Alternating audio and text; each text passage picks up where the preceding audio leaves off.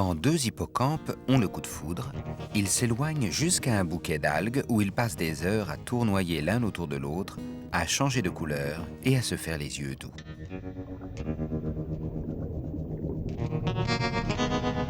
À ce moment-là, c'est la femelle qui porte les œufs.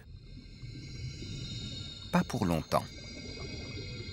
Après avoir nagé côte à côte en se tenant amoureusement par la queue, ils s'accrochent à une algue et se mettent à tourner en rond.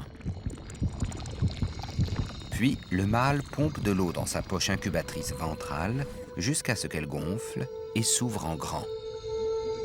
La femelle enfonce son oviducte dans la poche du mâle et pompe par brèves saccades pour ne pas s'épuiser.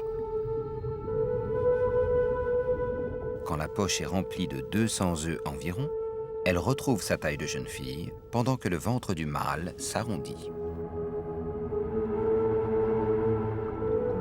Une fois la ponte terminée, le mâle s'éloigne vers un autre bouquet d'algues où il s'accroche et attend.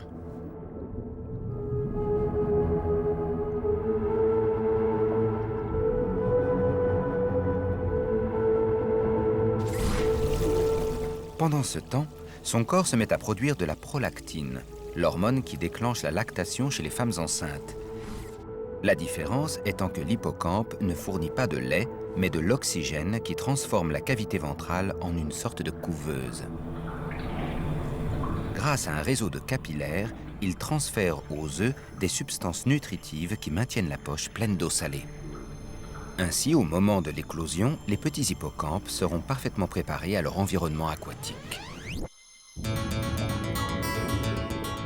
Bien qu'elle ne joue plus aucun rôle actif, la femelle rend visite au futur père pendant tout le temps de sa grossesse.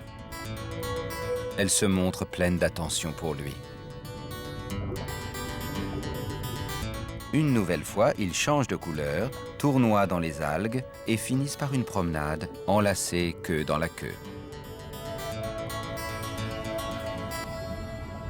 Puis elle repart jusqu'au lendemain matin, pendant qu'il siphonne de la nourriture grâce à sa bouche.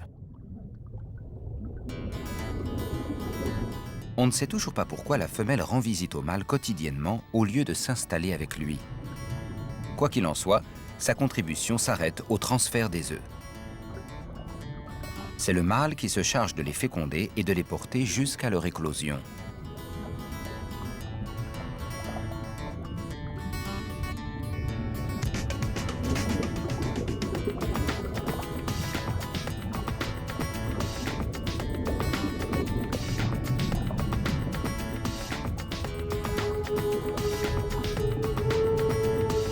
Son gros ventre disparaît à mesure que les petits hippocampes parfaitement formés naissent par dizaines.